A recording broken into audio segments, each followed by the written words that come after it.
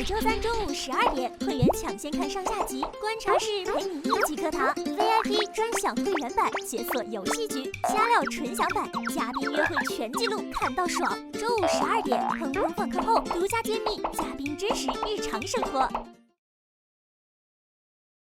欢迎进入由吉芒河迎全年房租减免的自如 APP 独家冠名播出的《怦然心动20岁》。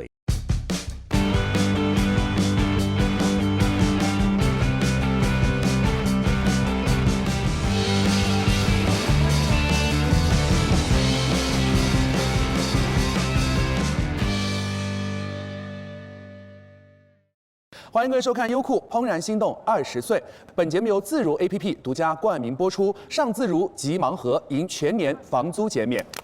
本节目由每一科都为这一刻的葡萄假日首席特约播出。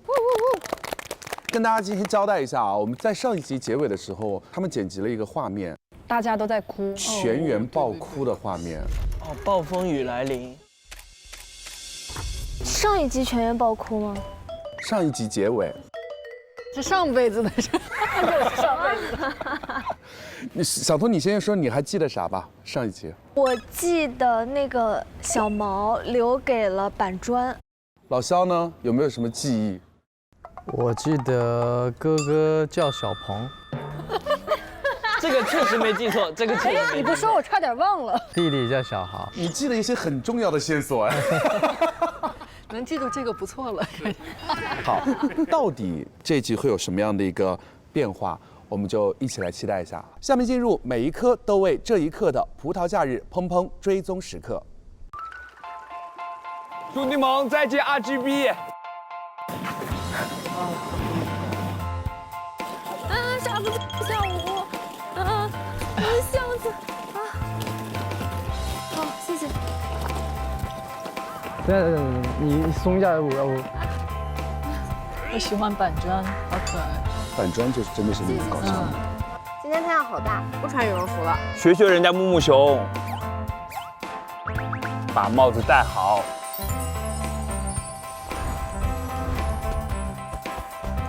该出发了。真的很沉，你把那个包给我。哎，不用。不是，你把那个包给我，然后。行，走你。我。真的很沉。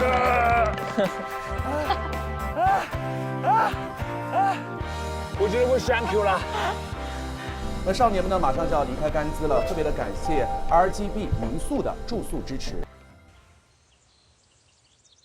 春天的来临。这两组已经像在这过日子了，天天有人给我发私信问，夏日热歌是不是真的？哎，昨天你们和孙秀聊得咋样？我感觉他情绪不是很对，最后。是，不是很多能帮到他。我已经开始看不透了。我刚刚还在想后面那女的是谁。我也看不懂，好。他俩在隔离的时候，小豪给做了很多事情。听说了。我觉得如果说只是朋友的话，没有必要做那么多事情。他现在在这里标榜他们只是朋友，就是 for what？ 不是，可能是我也能理解了，因为隔离的时候比较上头，因为大家都没见嘛，就有一个。但是他俩之前也没有什么发展啊。就有一个情感的寄托，可能后面慢慢相处以后，就是对吧？不合适了。觉得不合适了。我觉得小豪会是，你们发现昨天他其实挺输出的吗？昨天是他和孙秀第一次约会一块出去玩。昨天是第一次吗？他俩之前没有单独就是一块出去玩过，他跟小鹏出去玩过。是。他就约和小鹏玩得特别开心嘛。对，是有。他和鹏鹏最不一样的是，就是鹏鹏他不会去追求一个结果，他会很享受过程，他会觉得玩得很开心，就玩得很开心。但是小豪会说，他需要给咱们俩这段关系做个定义。是。他就会说，我们可以一起出去玩，但是我们是以什么的方式去出去玩？是以朋友的方式呢，还是以这种有来以商业任嘛？对啊。两组成功人士就是上帝视角哈。看得很明白了，感觉。对。可能小豪也有，他们也有自己的想法。对，我觉得挺尊重嘛，他们已经解决了自己的问题，现在帮别人解决问题了，对，挺好的。我听说昨天不是那个板砖收到鹏鹏和毛衣的留言哇，修罗场。那板砖留给了鹏鹏。对。对。哦。他感觉小鹏傻傻的。哇，这双双咋这么黑呀？只能看到帽子和牙。后面是素颜 CP， 他昨天已经给板砖系了无数次鞋带。板砖当时那个表情非常的抓马，是什么？板砖的表情。不会真的有人这么好吧？就这种感觉。是害羞，还挺有爱的哎。确实是。后来每一次鞋带开了，他又没发现，我就拿胳膊肘倒到小鹏。然后过了一会儿又开，我说你会不会系鞋带啊？故意的。哦，懂了。小心机，学会了。我今天也陪他去看日出了。哦，他们真的去了。他们真的去了。你有没有小小的愿望可以帮你实现一下？其实我就是想看日出。好吧。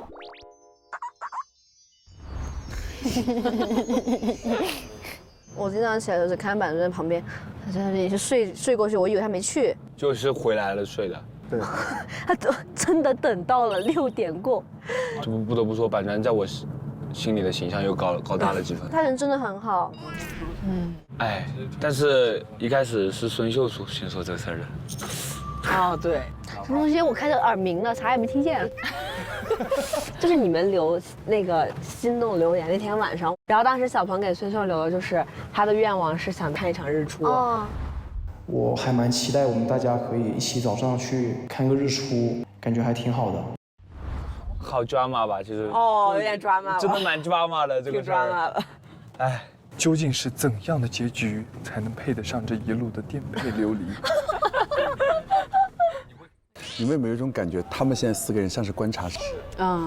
确实很像，确实很像吗？我们走。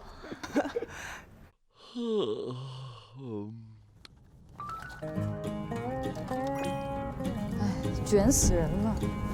我们今天都没有起来梳妆打扮，个个都在那里攀比，都在选美。但是去那边4个多小时，你化了也没啥用啊，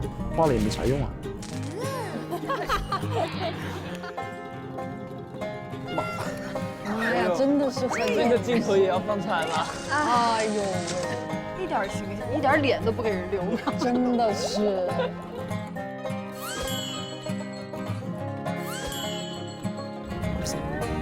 有一个哥哥或者弟弟真好，我是独生子女，他们之前要问我就是要不要一个妹妹或者弟弟什么的，我说随你们便啊，你们开心就好了，反正也是你们就是你们那个嘛。这个反正也是你。对啊。你这样讲，我虽然接不上话，但是我觉得不错。居然还能有让你们接不上话的事。我经常接不上话，我也不知道怎么办。然后我发现你还挺好的，就是你会自圆其说。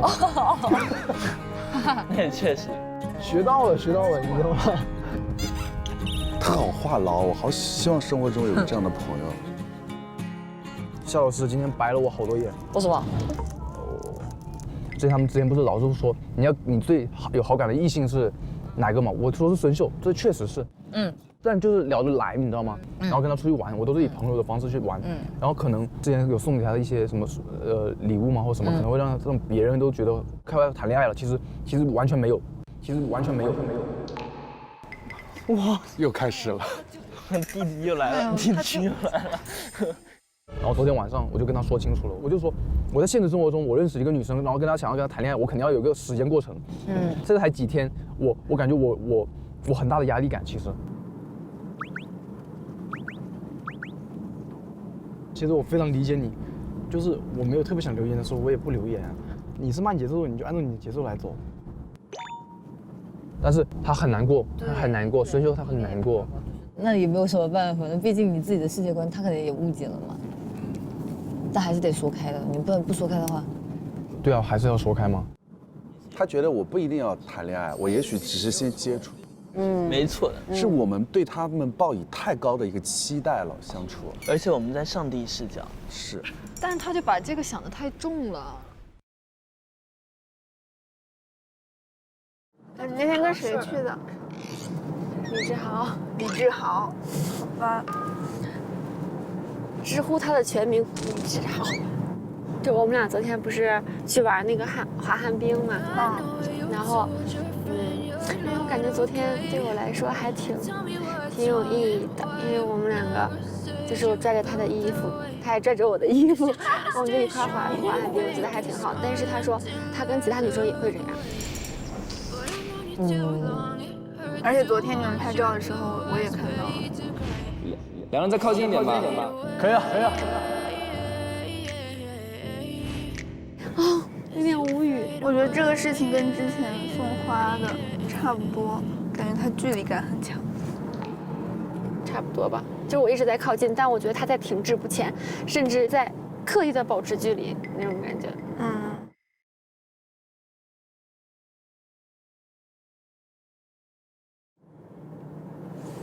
王一是睡着了吗？他像一个工作人员。太搞笑了，累坏了。他假装没听到。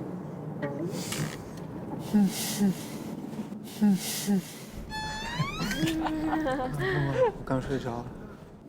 你只好昨晚回去又跟你说什么吗？说了，我跟他聊了挺久。他说什么了呀？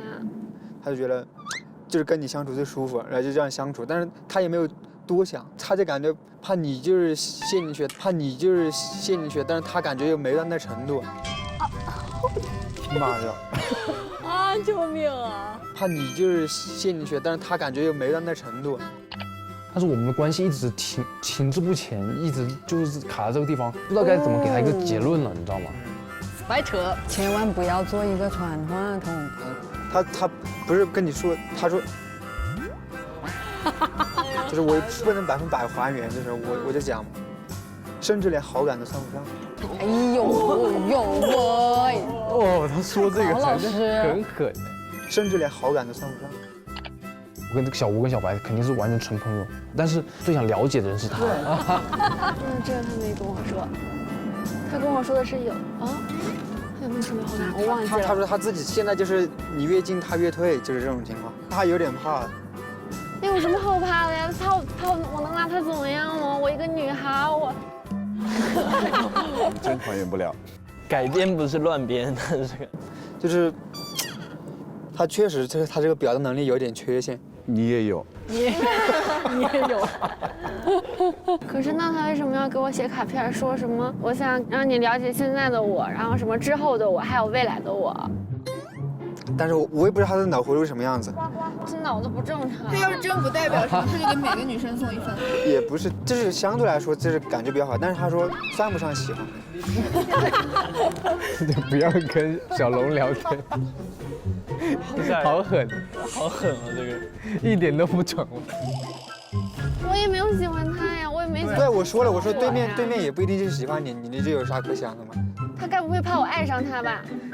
他是有一点。他怎么那么自信啊？对，我都说了，我说不至于。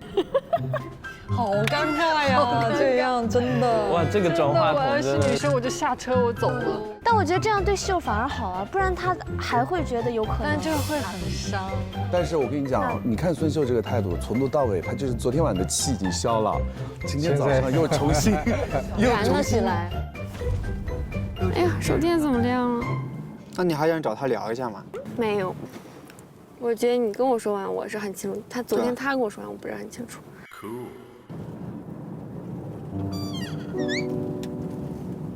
哦，是自己偷了。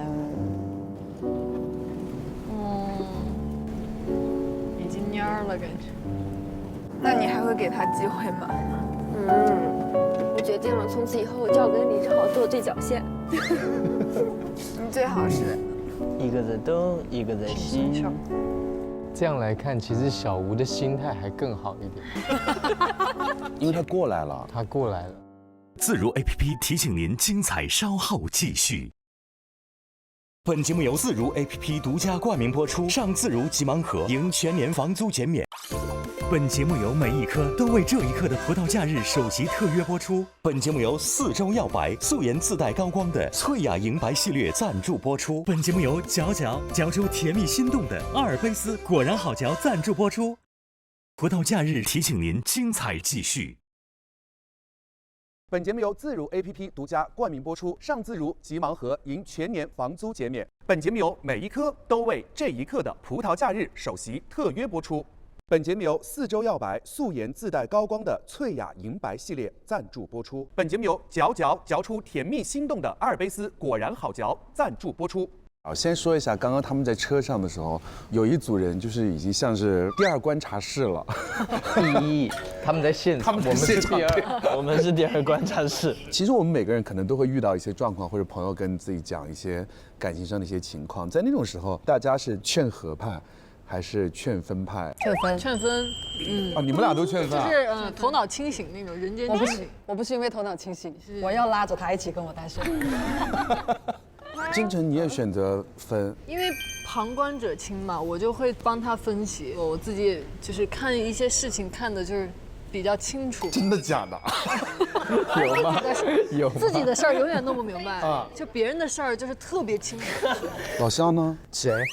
就是会劝别人。小豪吗？小豪跟孙秀吗？一定劝分了。这个是不可能有希望的。他们要是有结果的话，你说一个，随便你怎样。真的假的？我去他们家拖地也都可以，舔他地板。赌得太严重了。我 OK， 不可能，他们俩不可能。反正我们会录到最后一集啊。如果他俩真在一起了，咱就不可能。你们希望看到肖老师干嘛吧？舔地。我们就肖老师擦一下这个地毯。亲一下，亲一下吧，亲一下地毯。好，这么严重吗？大家玩这么大吗？那你肯定赢了，一起加入，绝对赢了。要不要？我站肖老师，预言家。我们最后一期就看你能拆散几对儿，你舔不舔地？不可能，他们俩不可能。志玲老师，是他的这个节奏跟秀不太一样。其实秀呢，他想要一个直升飞机式的爱情，就像热门这种一下子就确定100%的偏爱。但是呢，小豪他是一个盘山道式的爱情，他是这样上去再下来，下来再上去，是这样的。但是有意思的是，孙秀他又不会去选择热能这种类型的，因为他的底层逻辑是我要把一个盘山道改造成直升飞机。这就是很多女生一个很有意思的模式，然后经过她的努力，这就是爱情的力量。所以说，实际上他们两个之间非常有可能会走下去。我觉得绝对有这个可能性。对。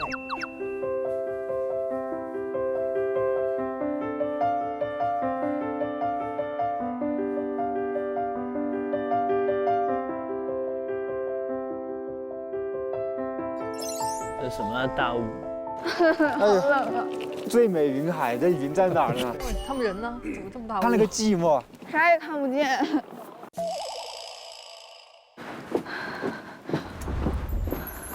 我第一次住帐篷，星空秘密卡。今天晚上10点钟，星空夜话，匿名分享你深藏心底的秘密。深藏心底的秘密。秘密分享，其实怎么没事。不知道他们现在在干嘛？我觉得他们在吃好吃的。小吴就是来旅游了，现在。走吧，到了浮云海子。哇哦，这里就真的很适合度假养老，好舒服啊！哇，还有羊。哎，是湖景房哎。开门。哇，这里感觉住的稍微不那么冷。不是啊，关门立刻。这怎么睡啊？你挖早了吧？咱就说我不睡中间，好吧？这是我最后的倔强。我睡中间，好吧？我们这边过来就是纯度假旅游的，他们那边才可怕，我觉得。修罗场嘛，那边真的修罗场。啊，这周边还看得清呢。看得清呢。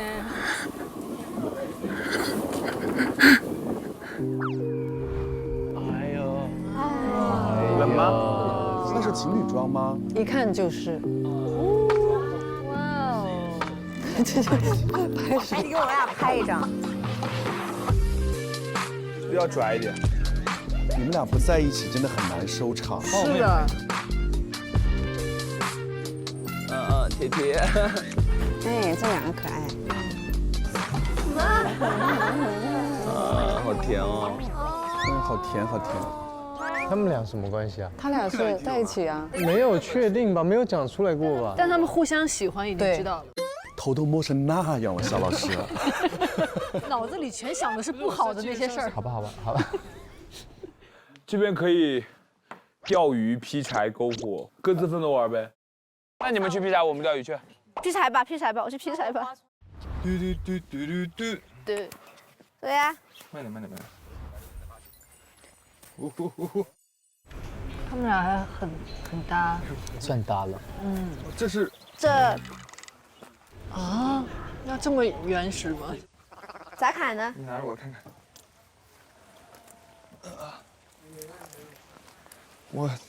你小心点嘞。我还真不。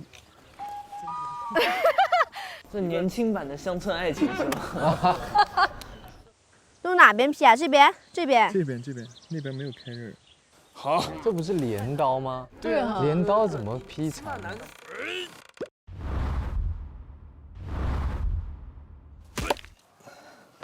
纹丝不动。太难了。也拔不出来了。我就劈到什么时候？在干嘛？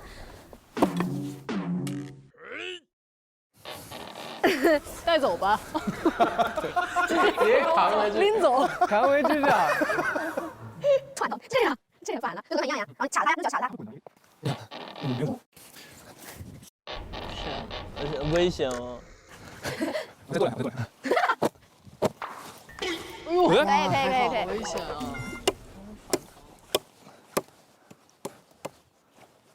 还好今天没有高反，要不然我已经躺下了。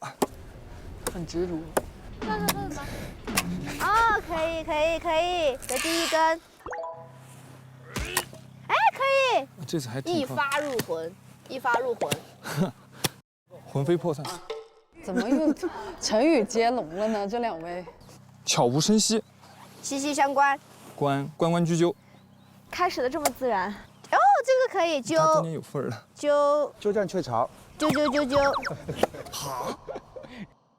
咎由自取。哦，咎由自取哦，取之有道。道不同，不相为谋。4字词语。我说2倍不行吗？哇，那你要积2分是吧？对，能积2分。海阔天空。空空如也。啊，夜呀，夜深人静。夜什么呢？夜字词语。不会有人开挂了吧？没有啊，谁开挂了？我想到一个超厉害的。其实我发现有些人有一些特点啊，就是他在打字的时候，他打的什么，他就会不小心念出来。我不知道这些人。夜字词语。我念出来了，好可爱啊！没有，野的词语。我可能幻听了吧？你幻听了，太可爱了。来瓶葡萄假日吧，先休息放松一下。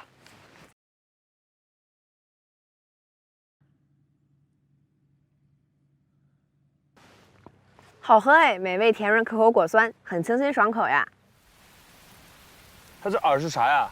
玉米。我真的会谢。鱼吃玉米吗？素食主义的鱼啊。行。哇，他们好能创新啊！镰刀砍柴、玉米钓鱼，都从来没听过。好，今天成败在此一举，咱只能说。杆儿呢？这儿，在这儿。行。杆儿在这儿。有点甩出来。哇，勾到自己手了，对不起。啊？没事。勾哪儿了？没事吧？那不会掉。他是不是要？哎，完了，我感觉他勾住了。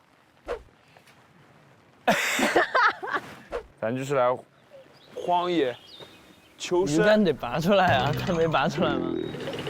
那个杆子可能是不是得往外拔一点？咋拔呀？咋拔呀？是不是可以往再一点？哦。还忘了把鱼竿拉出来。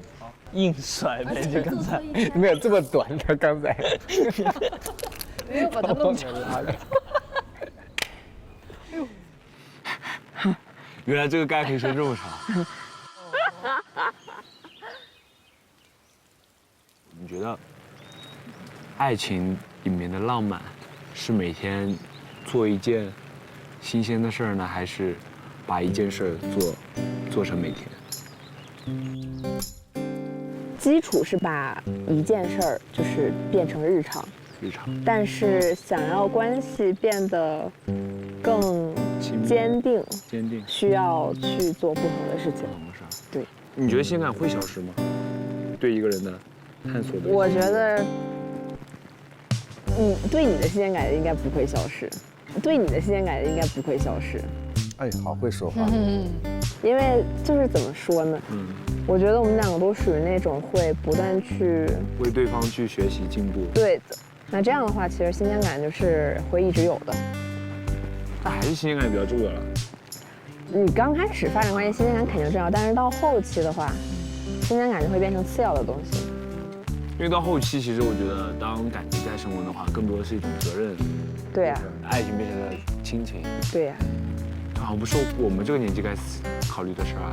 上高度了。上高度了，没有，因为我觉得只有对彼此更深入的交流之后，才能够去走得更长远嘛。对，他们俩其实都挺会表达的，就是会聊天的那种类型。刚才那个小白那一对就感觉很朋友，有点暧昧的朋友。对，就走得比较近的朋友啊，不像这个是你真实能看到爱情。已经在讲未来了，讲新鲜感，讲这讲那。那他们就还在成语接龙，没话聊。你说节目结束之后，我们不能天天见面了，会是什么样子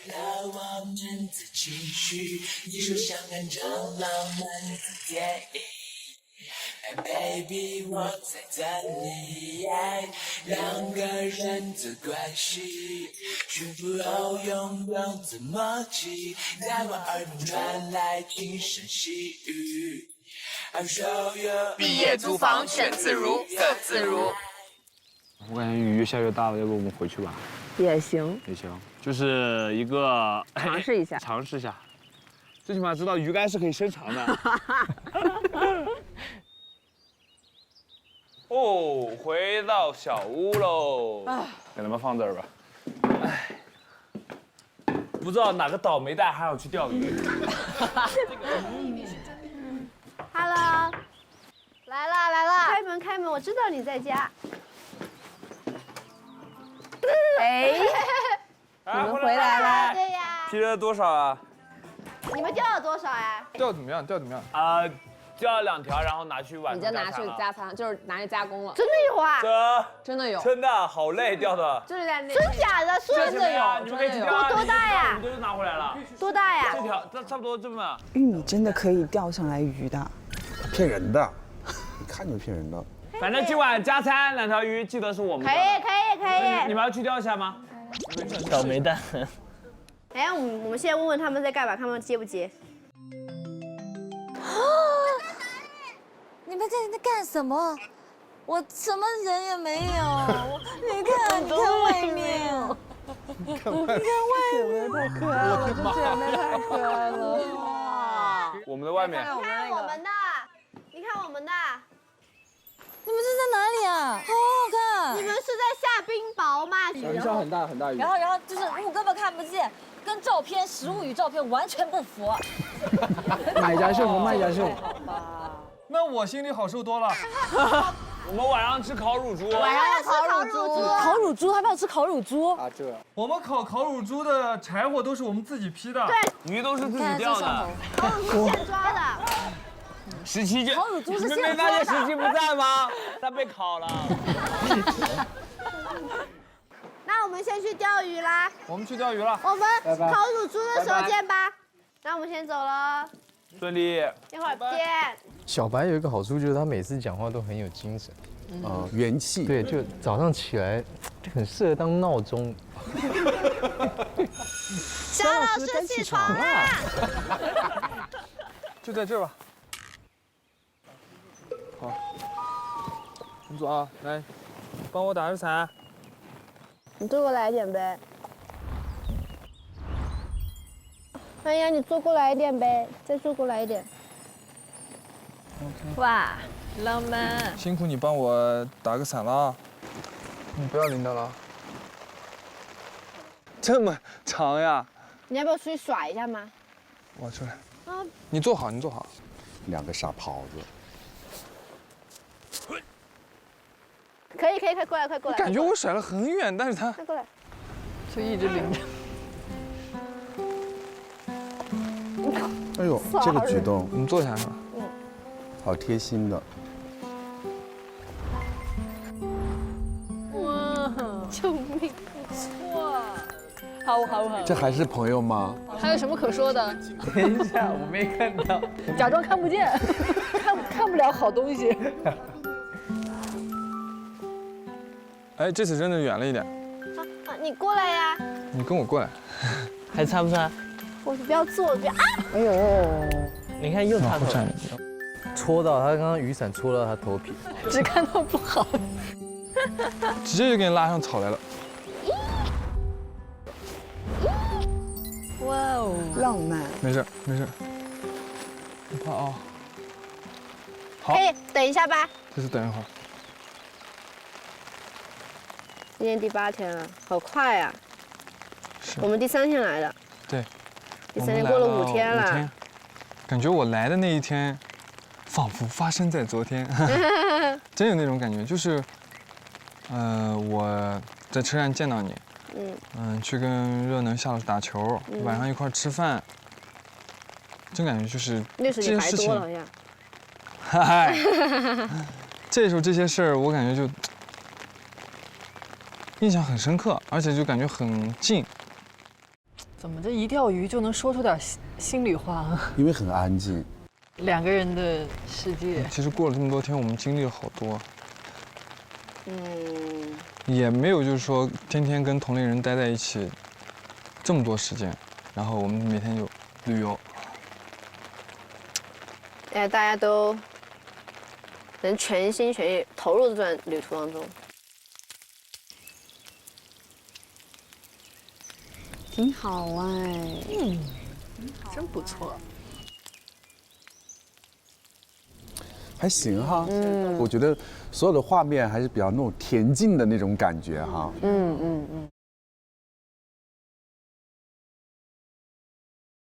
他们刚刚也在聊一个词，就新鲜感。你们觉得恋爱当中就是彼此之间这种新鲜感会退却吗？肯定会退却的吧？哦，我是会。时间越久，越喜欢这个人，因为在这个过程中，我能看到他更多好的地方。也有可能是坏的呀。对，可能会有一些不好的，但是你们双方磨合啊，我会更愿意看到他好的地方吧，因为他肯定是他好的地方大过不好的，所以你才喜欢。那既然是这样的一个情况，那最后怎么会分开？你说的也是啊。是啊，那么好，为什么分开了呢？哦，你点醒我了。对，我走吧，我有问题。刚刚西坎说他觉得会看到会新鲜感会退却是吧？肯定会退却，就是刚才金晨姐讲的也是说，随着时间会越来越喜欢那个人，但不代表说新鲜感不会退却。真的要一个很完美的爱情的话，比如说你刚开始看到的是新鲜，然后但慢慢的这个东西它不新鲜了，甚至你看到很多缺点，到最后它变质了，可能变成了腊肉，然后你再一吃，然后也很有风味，也别有风味。对对对，我觉得那是2个人在一起的一个过程，新鲜感不可能一直都有啊。但是我觉得这取决于人的个性。如果你是一直不断在学习求进，那生活会有很多的快乐啊，跟很多的怎么讲成长，我觉得那都是保持新鲜感的一种方式。我觉得新鲜感其实是可以不断的去改进和创造的。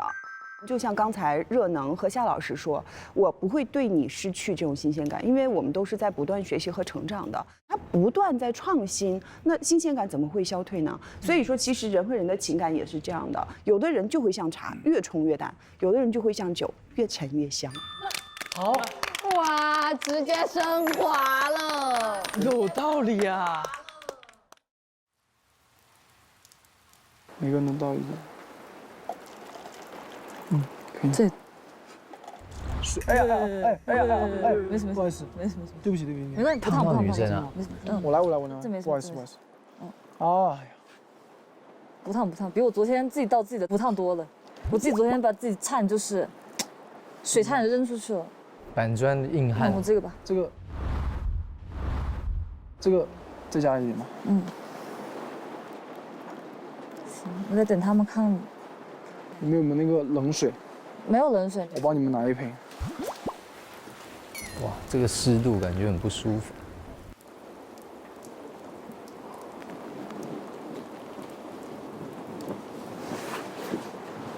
放这，给你加点。可以一点点。一丢丢。好了，再不他温了，他又温。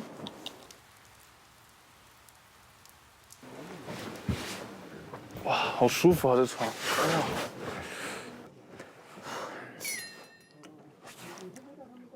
我在想的是，就是等我道歉是跟大家面前一起道，不用道歉，就是表达态度就行了。他说他唯一难过的点就是，就感觉你有些行为造成了误会，你知道吗？不是说你喜欢不喜欢让他难过，是因为你之前表现的好像就喜欢让他误会了，这个可能就会有点难过。你不是过生日时候给他写的东西吗？说什么之类的，什么想陪你过什么更多个生日，是吧？这还不误会吗？我脑子在想啥？自己都不知道他怎么想。写的时候真没想那个吗？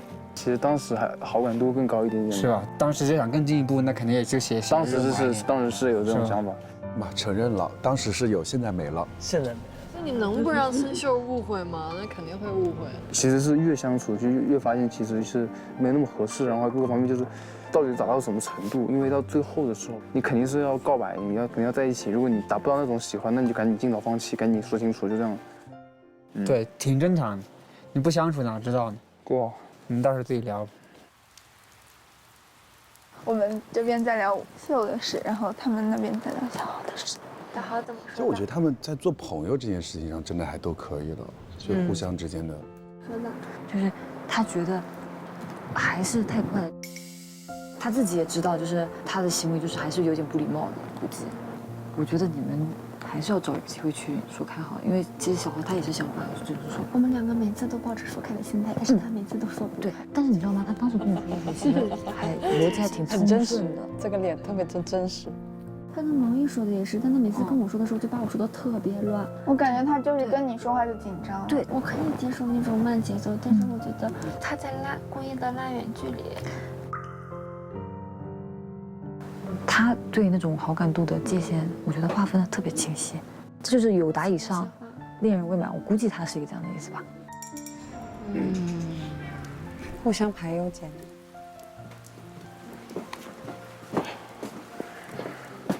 喝点热水。这是哥哥弟弟吧？是的。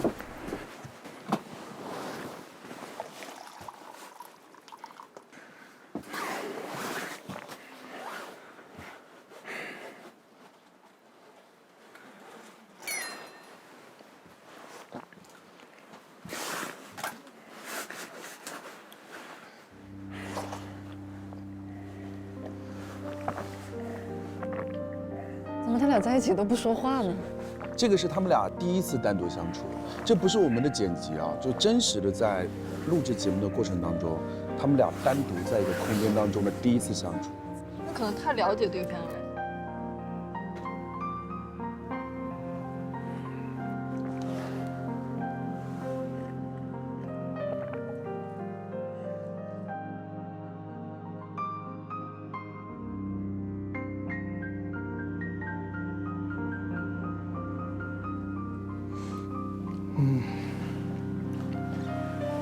这些，我现在完全乱了，我现在完全乱了，就又想不通。我每次我都不知道为什么乱的，明明效果跟板砖讲的特别好，就特别清晰我自己脑子，现在就不知道又。你看他盘山道模式又展开了，进退进退。是的。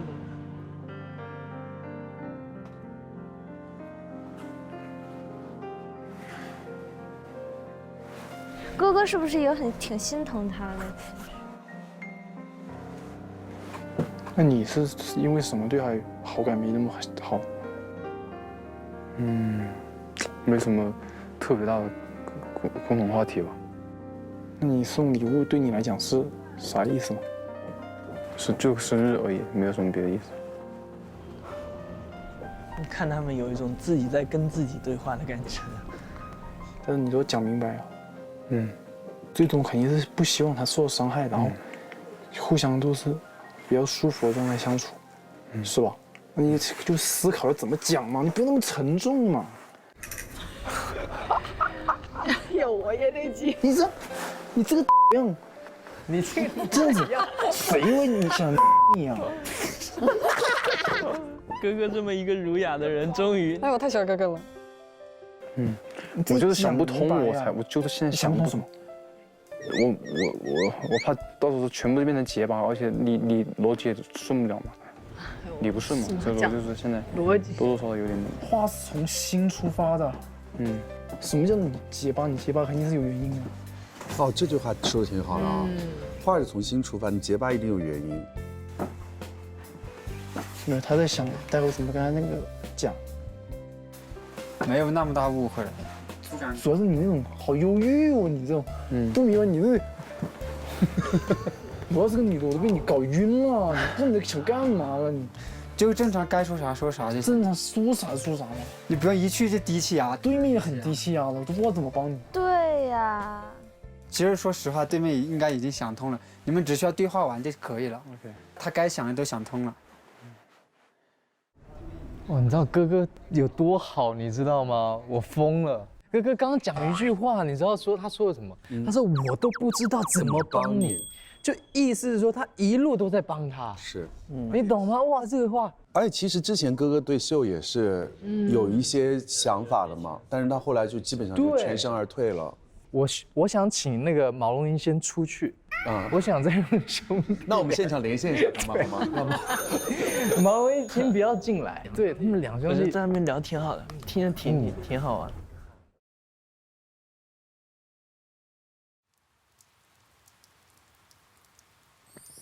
走，我们吃饭去吧。走的。哦。饿了。对角，真的做对角。大家把秘密放到这个里面吧。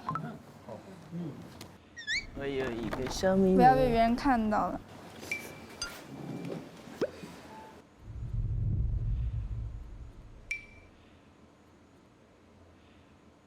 我觉得好多人在看热闹，很好笑。各种眼神。行吧，开动，不用。恰饭了。恰饭。哎。又开始了，眼神里又带着一点光，不知道为什么。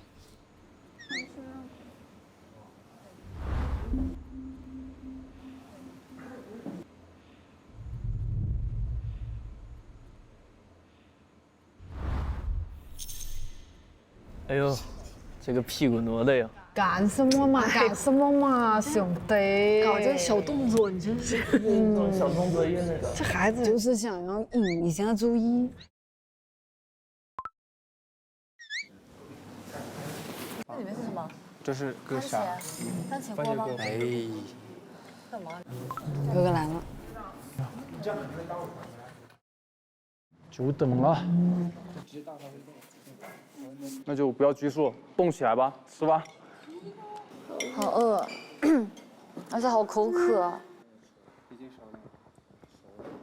香肠应该是夹不夹的？我夹的，但是他没有。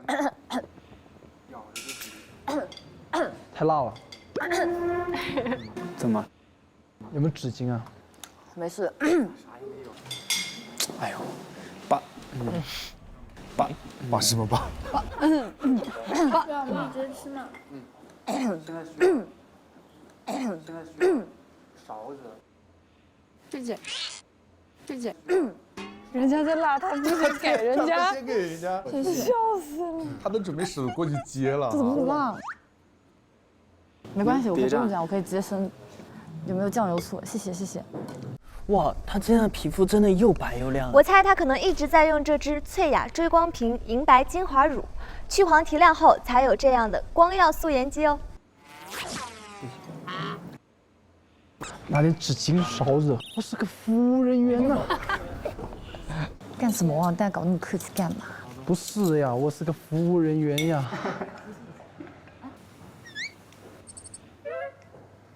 我想吃一颗小酥肉，我想吃一颗小酥肉。那边找不到吧？哎呦，那边找不到吧？小吴看戏了，开始。小吴超在的那个。没有，我加一个就可以了。太可爱。这我们这边也不吃。那你给我吧。这个快点吃，不然就。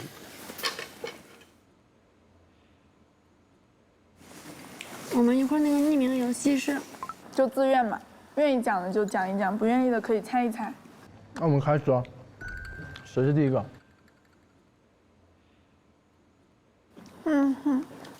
我随机抽是吧？我来给你打开，抽一个。这个吧，我来念是吧？我希望世界上所有人都能喜欢我，然后前面是一个小哭脸。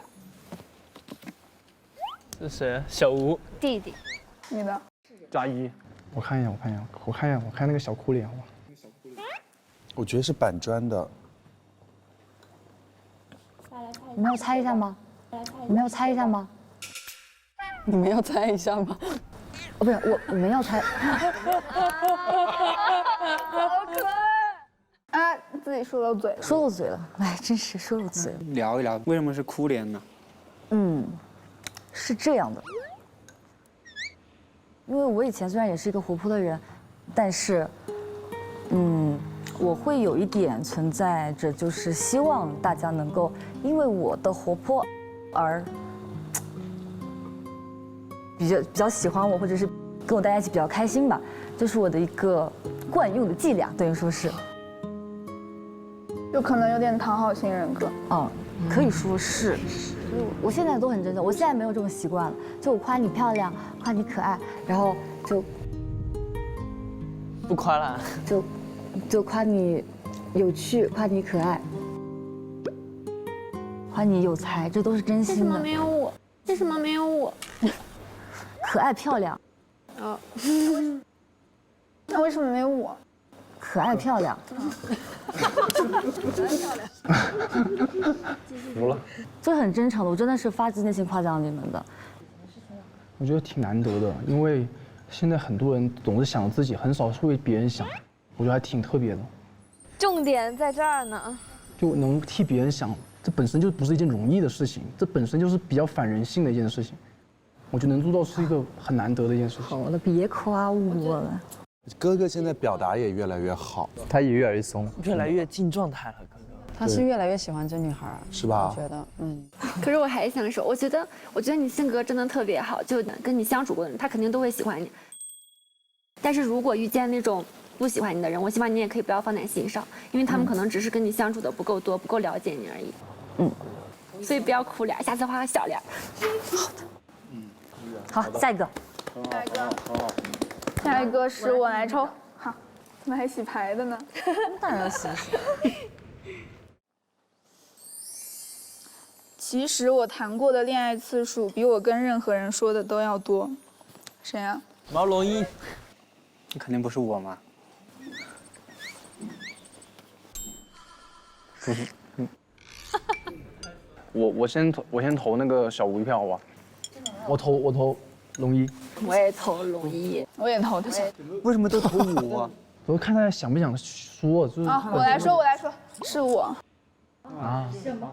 对吧？就是他嘛。Sorry。怎么可能是我嘛？以前不是特别熟的朋友问我的话，我可能会说3次、4次这样子，因为我有一点点不太敢告诉别人我谈过很多次恋爱，就是因为我小时候家里管得比较严嘛，所以我就更叛逆了，我就很想去跟别人相处，看一下人家都是怎么样的，就是会有这种好奇心和逆反心理嘛。第一眼看你感觉可能长得是我喜欢的类型或者怎么样，我就上头了。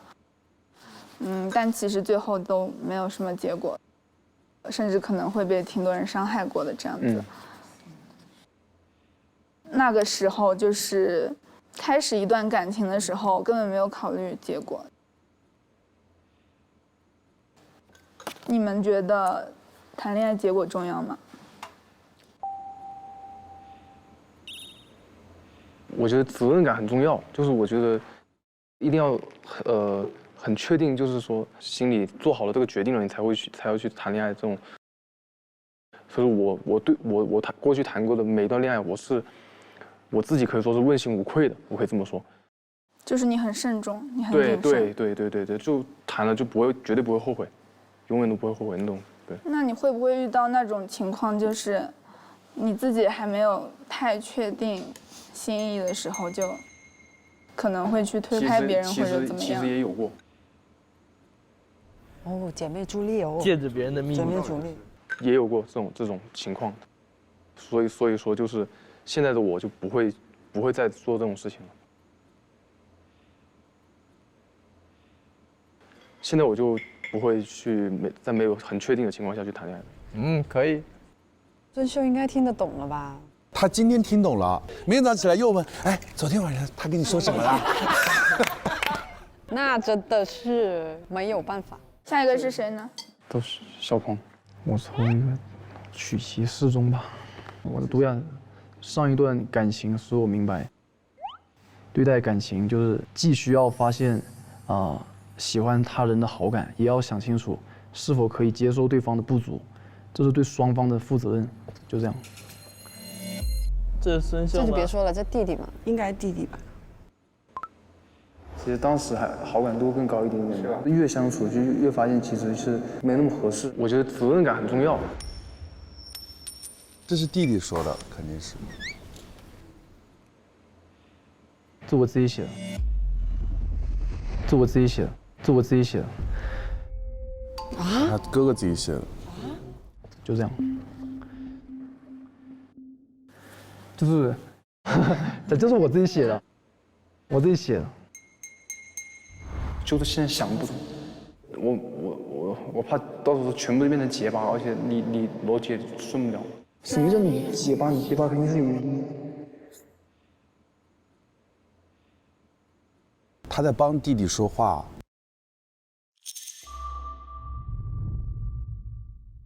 我上一段感情一开始还是很喜欢那种类型的，就什么都没想，就是在一起了。开始肯定看到他很多优点闪光点，就很喜欢，但是后面相处时间久了，你就肯定会发现他很多你不喜欢的习惯，你知道吗？看着孙秀说的很多，慢慢的，就那个好感越来越低，越相处就越发现其实是没那么合适，到后面就很平淡。然后我的性格还挺那个的，就是平淡的，也不主动讲话，所以我觉得挺不好的。然后我可能伤害到别人了，很快就分手了。然后我可能伤害到别人，就我觉得我做错了，然后我去道歉的，但是道歉好像也没什么用嘛。哇！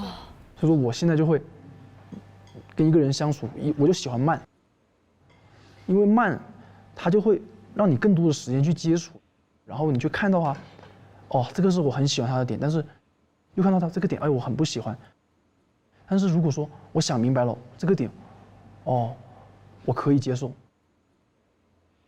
我可以包容，而且我愿意包容，我愿意包容，甚至说，我看到了他的缺点，但是我很愿意包容他这个点。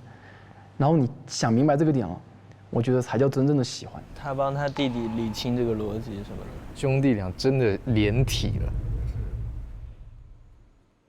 我以前可能会比较很快就上头的，然后就做出很多行为，可能是很快让对方就感受得到。你对哪个女生比较有好感？你，然后他又喜欢你，然后但是你自己又对他又发现没那么喜欢了。我是把你当成一个朋友来对待的。然后呢，你不是对他来讲是一种伤害吗？就是我对他是一种伤害吗？你不是对他来讲是一种伤害吗？然后我就从中我就学习到，我说我一定要负责任。我觉得责任感很重要。然后想明白了，就我再去做。他这段话的意思其实并不是在劝他们俩在一起，而是在解释为什么弟弟会有这样的举动。因为哥哥在讲这段话的时候，从头到尾就是看孙秀弟弟跟孙秀两个人，孙秀仿佛觉得就是弟弟在讲。可是我觉得，你不是说你很喜欢那个女孩吗？对吧？你有没有想过，就是你们在你们相处中，你发现了她一些坏习惯的时候，你不是想着说单方面的去反思自己，而是尝试的去跟她磨合，去告诉她，然后你跟她指明出来，反而是在帮助她。你有没有想过这种问题？就是这句话是跟弟弟说的，我还真没怎么想过。你可以尝试的去跟他指明，这样我觉得你们感情会变好，同时让他也会变得更好。秀，放。我觉得你说的还挺有道理的。无力招架。往这种谈恋爱就是试错嘛。对，磨合。是没有什么真正的需要道歉，除非做了什么很对不起的事。但我还是希望慢一点。是慢，没有说让你快嘛，就让你有问题说出来。你告诉他，反而是在帮助他变好。你聊到这个话题，我就想，刚才就是还在考虑说要不要回去，单独跟孙秀，聊聊天。那我现在觉得还是想说，干脆直接在这个，快吃瓜吃瓜。要不还是单独回？方便吗？不是，随便都行。你想说啥就说啥就行。首先我想说一句，对不起，真的不好意思，没事，真的对不起，是真的对不起。首先说一句，对不起。可能这些天就是从澳门第一天认识的时候，其实是可以说那一天其实是挺有好感的。我叫志豪，志气的志豪，叫我小豪。送一个礼物吗？这锁了。反而是这2天有单独相处的时间更长了，但是相处过程中发现就是好像，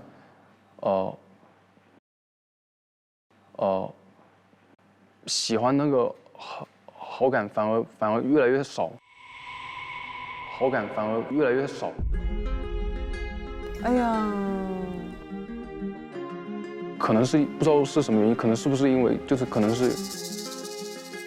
我们聊天的这个共同话题比较少一点，我自己就觉得可能好感度一直在下降，就对。然后而且做出了一些不是特别好的事情，就是可能让你产生了误会那种之类的，对。但是感觉还是一定要把话讲清楚，对，我觉得，所以最后我觉得不管怎么样子，我觉得我们，我也不知道能不能还能成为好朋友。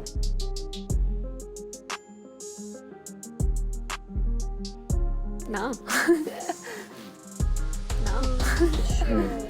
你只能说能了。对，对。如果我是孙秀，我也觉得解脱。对，是一种解脱。他这样说明白了也 OK。那我就来回答一下。就首先，我觉得你真不用放在心上，因为我其实也不是一个特别在乎结果的人，因为我也不是说那种特别快节奏啊，就是不太熟悉啊就了解在一起那种，所以我觉得你不用感到对不起。但是呢，我也确实有不开心的地方，比如说，我觉得如果你有这种想法的话，你可以及时的跟我说，因为你没有及时跟我说，所以你做出了一些会让我产生误会的一些行为。比如说你给我写那个生日卡片嘛，然后你跟我说，这是你陪我过的第1个生日，以后还想陪我过很多很多个生日。这句话就太让人误会。然后还说那个想让我了解以前的你、现在的你，包括未来的你。孙秀都记得。再比如说我们留言的时候吧，就是你坐到我旁边，然后你会一直我觉得是细致的观察我，时不时就会问我啊，你为什么表情不开心呀？你是不是有什么心事呀？或者是一起出去玩的时候，就我觉得这些是让我产生误会的一些信号，就是我会误以为你是想继续了解下去的。我觉得是有，一开始他有，确实有，后来又没了，没有跟孙秀说明白，然后他做的事情还是会让人家误会。对，我的问题。然后我觉得我是那种正常生理反应，就是让我们靠近一点嘛，然后我就靠近中间一点，然后还比了个耶，我还挺开心。但是后来你说了一句，你说算了，我不要，就这样算了。我觉得当时就是其实让我是有一点点尴尬的，就是我觉得有点小尴尬。哇，其实秀还是有点走心了，这么多细节记得清清楚楚，超细节。哎呀，我说实话，要是我也会走心的。因为他已经收到那些信号了，他觉得已经要开始谈恋爱了，所以我觉得，因为我也没想跟你谈恋爱，哎呀，所以我觉得我们俩都是那种相互，对，必须要说开来。对，就是相互了解的过程嘛，你也不用太把这件事儿放在心上，合适就在一起，或者不是在一起，合适就继续相处，然后不合适就完全说开，就是很 OK， 很没有问题。现在大大方方讲出来，他很坚强，也很棒。很不好意思，就没事，我觉得说开了就行了。但没有关系，不要放在心上。我也不想跟你谈恋爱。挺好的。就还趁没有陷太深，就赶紧说清楚。确实，我觉得你要是犯错了，认错嘛，没什么大不了的，就是。哎呦，老大发话。我觉得讲出来还是挺好的。不要放在心上，真没事儿。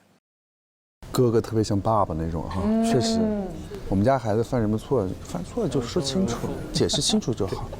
挺好的。也我感觉。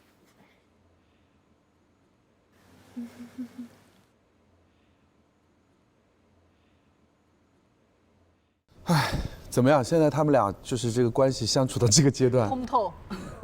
我怎么觉得大家反而觉得舒服了？舒服。就是之前一直就是没有说开，一直。而且我觉得刚刚就是小鹏说的一句话说的特别好，他说话其实应该是从心出发的，所以其实很多时候尽可能在不伤害对方的一个前提之下，真实的表达自己的心意，那种表达是很重要的。而且今天我们有注意到一个细节，就是双胞胎今天的相处也给我很多的意外和惊喜。是，哥哥还是很棒。但是很好奇，为什么他们两个在节目里没有那么多的交流？我觉得这跟他们兄弟俩从小到大一起长大一定有关系。但我觉得这种相处模式，其实兄弟俩相处模式也 OK， 就是你们自己彼此之间保持一个距离，但是该出现的时候能够还是做到这种互相的关心，我觉得也挺好的哈。然后他们也提到了说，在恋爱当中的加减分的一个情况，你们有没有碰见过什么恋爱当中绝对不能接受的一些死点？你有吗？我没有。你都可以。我还没遇过，主要是。来，往那边看。举个例吧，有没有举个例？其实有很多人有一个纠结的点，就是跟前任要不要拉黑。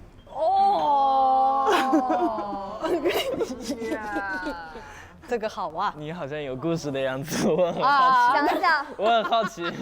哎，那我们就这样，老师讲之前，我想问一下，大家会拉黑吗？就看怎么样分手的一个状态，我觉得。你分手后还可以做朋友？可以啊，我可以。做朋友就是一起约饭。也可以啊。啊？金晨老师应该也可以吧？分手还可以做朋友？应该是说不是每一个都能做朋友，有些有些每一个我都做不了朋友。那可能你们都很激烈，拉扯，很激烈。为什么能做朋友？我不能理解。我之前遇到一件事情，就是我的就是另一半跟之前的女朋友，他的前任的男朋友，哇，忽然间会打电话给我在一起的这个人。好难，到底有几个？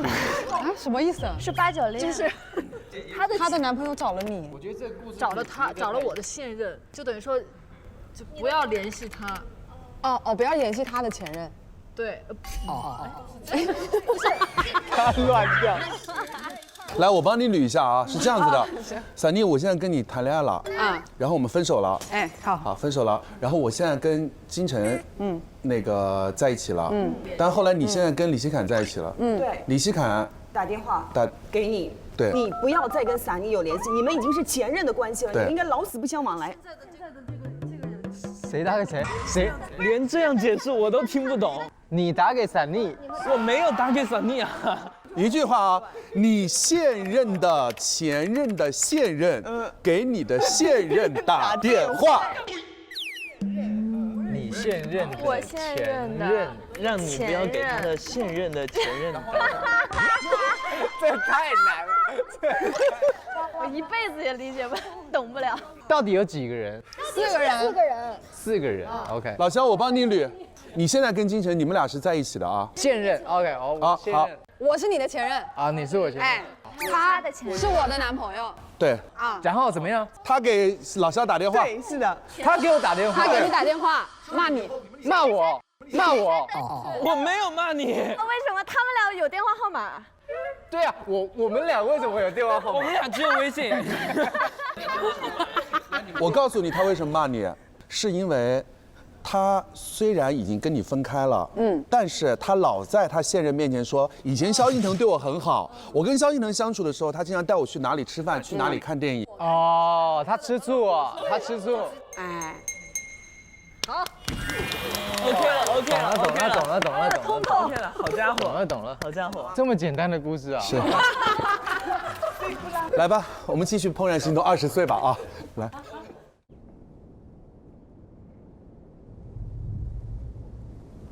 哦呦，哇烤乳猪还是哇塞，真的啊，我也饿了。哇，油滋滋。烤乳鸡。我真实的在流口水。哇哦！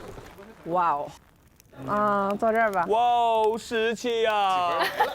饿了，兄弟们，快点！饿了，兄弟们！哇呀！来，传一下盘子，传一下盘子。传下盘子。这边是这种氛围，这边应该都是异性人格。拍最大的猪，夏老师。嘿，哎，我第一次吃烤乳猪。第一次吗？好大一只啊！这怎么切啊？想录一下他们切猪。切猪。我来了。会吗？你来，我来切啊！你来切。17，快切点肉吧，不然一点劲都没有。哇，很脆这个。17现在感觉像飞行嘉宾。哇，你们闻到香味了吗？哇，好香啊！救命啊，兄弟们！这个很夸张。我看我在下面一夹。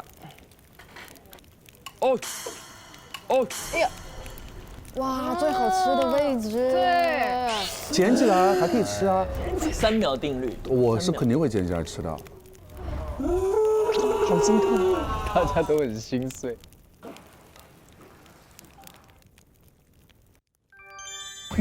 原来死亡并不是痛苦的东西。哇哦，这个看起来就不错，听起来就很香。哇，这块肉好，谢谢师傅。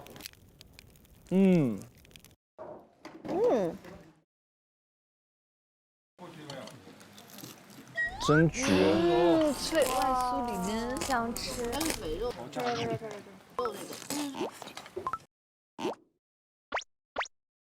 好香啊，真的好香，真好吃，是真好吃。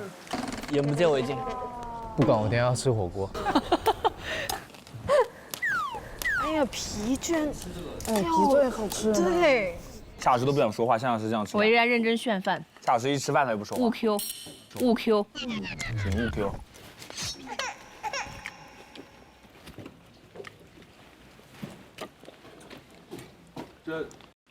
夏老师，你要吃什么主食吗？我要土豆。行，给你拿一个。你要什么吗，小熊熊？玉米。这是我最弄吧。你等我吃完了，我再跟你讲。我直接用手拿，烤玉米。该不会是你刚刚掉进去的吧？有可能。我给你转一圈啊。哪？巨甜，你尝一口。巨甜，你尝一口。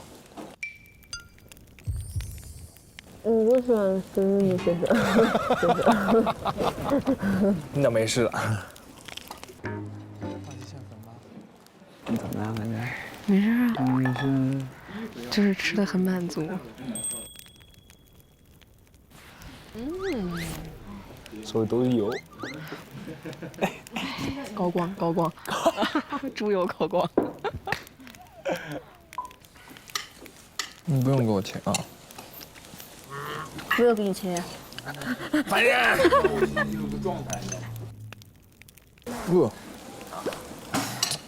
谢谢你，因为有你。咦。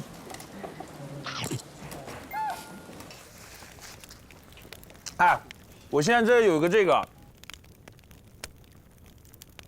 星空秘密卡，匿名分享你深藏心底的秘密，分享一些经历嘛和感悟，让了解你的人更了解你。写一下呗。听雨，吃猪听雨。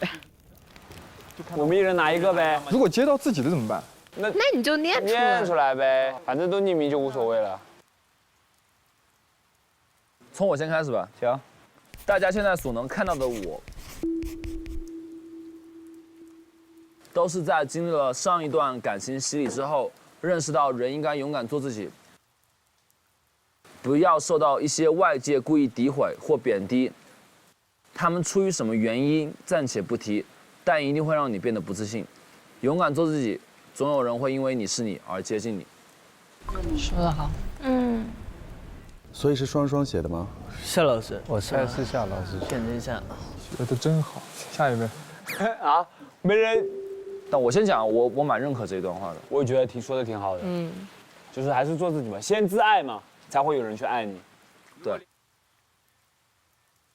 如果连真实的自己都不敢面对的话，没有人会喜欢你的。有人想分享一下吗？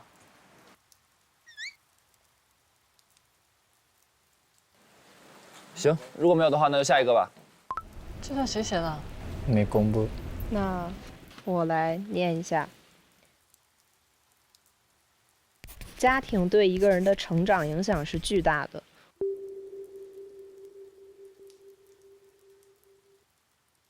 小心翼翼的察言观色，不想当传话筒，不想年少就承担成年人的压力。17，只想当个正常的小孩。17比较成熟。其实我觉得我挺能理解这段话的，因为就不管我之后多少岁多大，去承担多少的社会责任、家庭责任，我也仍希望自己能够保持一颗孩子般的纯真的心。这不是我的。哎，但你的理解蛮透彻的。我觉得写这个话的人应该是一个内心很敏感的人。就为什么原生家庭有一些问题的孩子，在爱情关系中会处于一个比较，负面的一个状态，是因为他绝大多数的精力都要去花在一些没有必要的事情上，比方说去察言观色，他需要付出比别人多很多的努力才能去让自己回归到一个正常的状态。你要去放开自己，对，要去学习的。加油吧！我只能说很难，但是做得到的。对，做得到的。尽力呗，尽力呗。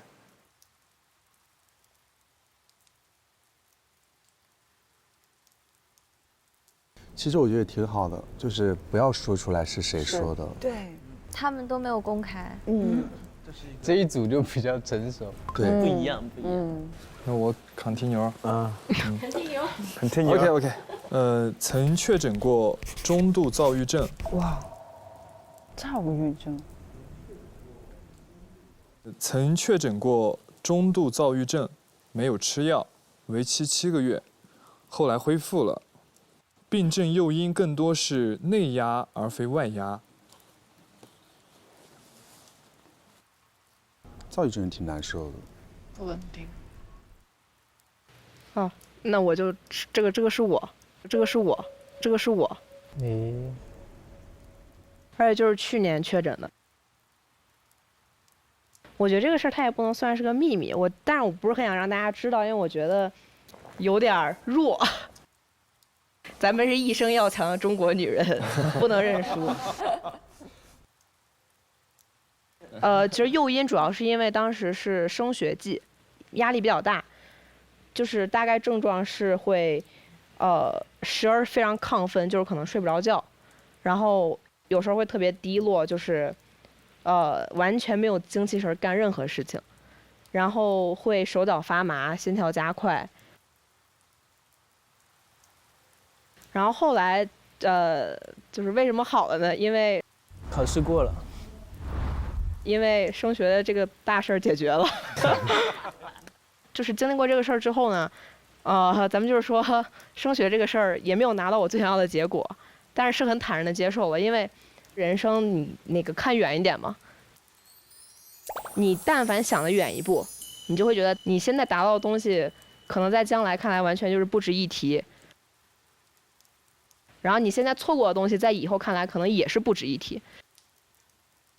有时候有点缺憾，反而是人生比较正常的状态。哇，他真长大了。我觉得就是最简单的嘛，与自己和解嘛，放过自己。我就不想写这个，但我之前确实，我之前在爱尔兰那边留学，男校没中国人，最惨的几个都沾了。我就是顶着那个文化冲突，我也想融入他们，我想去学习他们的口音，我想去学习他们的玩笑。然后之后就躁郁症，当时非常想融入他们，最后发现我融入不了，我不融入了。当我不试图去跟他们交非常好的朋友的时候，反而就有了很好的朋友。所以确实是自己做不到的事情，别勉强自己了，何必呢？遇到困难，不要怕，微笑着面对它。太可爱了，享受当下嘛，享受每时每刻嘛。必须为这一句话干一个杯，我觉得。杯子里有别的东西。烤的这个飞灰，进照样做。武汉3人组。我们3个是不怕你练的。谁给你？你在说啥呢，兄弟？你练的。整这些，反正整不好意思了。挺好，感觉听了大家的秘密，又多认识了大家一点。我来到这里最大的一个疑惑，其实挺开心的，但是呢，有一个很纳闷的事情，你们钓的鱼在哪里啊？骗人的吧，根本就没有钓上来鱼。是摸烧鱼，果然我被骗了。跟我有一样的疑问。你俩就是鱼。这个聊天其实还挺有趣的，很棒。你就觉得他们年纪也没多大，但他们经历的事情其实还是都可以，点醒很多人。对啊，你看他们都是大家感觉说感情上一点不拧巴，怎么那么好？但是你再往回倒推，你会发现原来他们都是曾经独自穿越过黑暗的人，然后经历了这些之后成长了，所以在他们把握一段感情的时候就可以那么顺畅。所以说，其实人生经历的每一个可能看起来不太完美的那个部分，都是一个礼物。就你每次遇到一个困境，你都会学到一个新的本事，然后你就成长了，变化了。我们说这段话，其实也是想鼓励一下我们现在所有的就正在看节目的观众。对，如果此时此刻你可能身处一些困境当中，要勇敢一点，因为你经历的这些事情，终究会变成你跟很多老友之间相谈的这种谈资，对吧？就可以循着自己内心真实的方向，勇敢地走下去，因为天终究有一天会亮的。自如 APP 提醒您，精彩稍后继续。本节目由自如 APP 独家冠名播出，上自如急盲盒，赢全年房租减免。本节目由每一颗都为这一刻的葡萄假日首席特约播出。怦然心动20岁，提醒您精彩继续。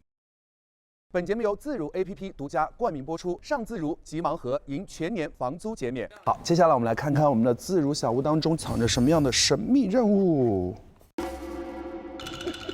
本期的任务是匿名写下自己的秘密，装进盒子里，大家每人拿一张，念出手上的秘密卡。啊，就刚才他们那种。跟他们一样。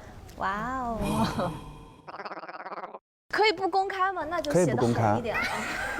公开的话酌情一下。可以不公开，可以不公开。我都不知道写啥呀。我也不知道写什么。会吓到人的秘密，要能播啊。哦，那真的不知道写什么了。啊，你的都是不能播的。等一下借一下笔，借一下笔，借一下笔，借一下笔，谁要偷看？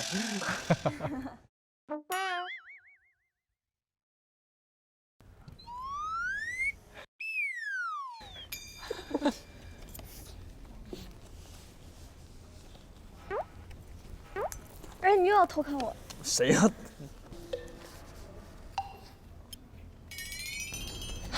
认真。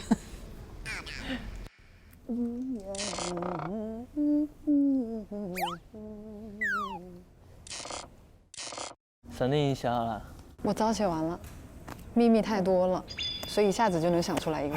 我可不可以写个娱乐圈的秘密啊？可以。那边还有2张哥，那边还有2张，看谁狠啊！一会儿。写好了吗？写好了。我们这样，我们先收集在一起，然后把它打乱。给我吧，给我。我不放心，给我。好。穿插一下，穿插一下。已乱，老师就最后交给你了。看看那一张放哪？最底下。倒数第二，最后是。还记牌，我的天！现在到倒数第3张。现在不知道。好，这样我们就可以听秘密喽。哇，这是。哇，大家真的好敢写哦！我这个就很精彩。我这个也很精彩哦。真的。那谁先来？按顺序来。我先。你先来。哇，我的这个很厉害哦。我在这个节目的录制中有自己非常不喜欢的人，但我忍了。哇！